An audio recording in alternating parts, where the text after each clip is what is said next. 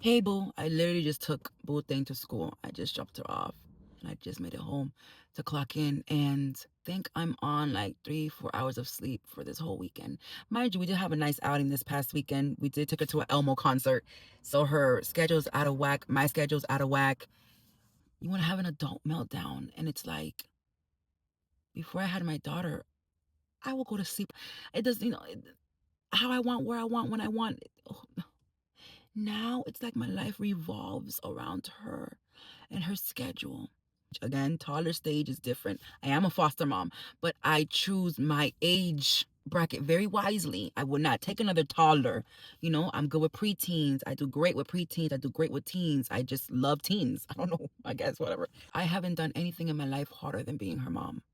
Nothing in my life I have done that is harder than being her mom.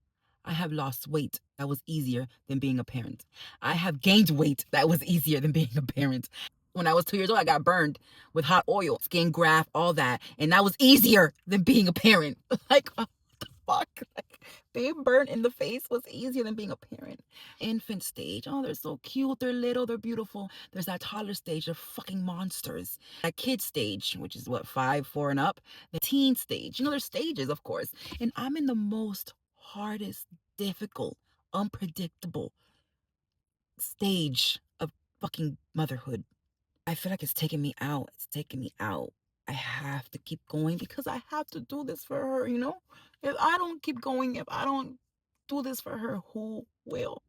Before you jump in the comments and be like, well, you laid down and you had her wrong. I was on birth control because I knew one day I was going to be a mom. I just didn't know when, I didn't know when I was going to be a mom. Like, oh shit, I have to give my whole life to someone who doesn't understand the sacrifices that I'm doing for them until maybe later down the line. And it's okay. She's my daughter. I have to do it. I don't have to do it. I could be a horrible parent. They're out there. But I choose to not be a horrible parent. I choose to be there for her. You know? People say, oh, you do what you were taught. Yeah, my mom was a great mother. My mom was always there for me. My mom made it look so fucking easy. How do you make it look so easy? I guess I learned from that. I got that from her. That strong, figure it out, cry in the bathroom, figure it out, get out, go do it again tomorrow. But it's hard. It's the hardest shit ever. Like, I want to go in there and take a nap. I want to go in there and go to sleep. But I chose to be a good parent. When you choose to be a good parent, you got to show up. I'm being vulnerable right now because this is the real life motherhood that people don't talk about. Oh, they're so cute. Oh, I'm gonna buy them Jordans. Oh, I'm gonna buy them Nikes. Oh, no, no. These kids don't give a fuck about clothes. She doesn't care about none of that. She wants to eat. She wants a clean pamper. She wants hugs. She wants to be loved. She wants you to read to her. She wants you to play with her.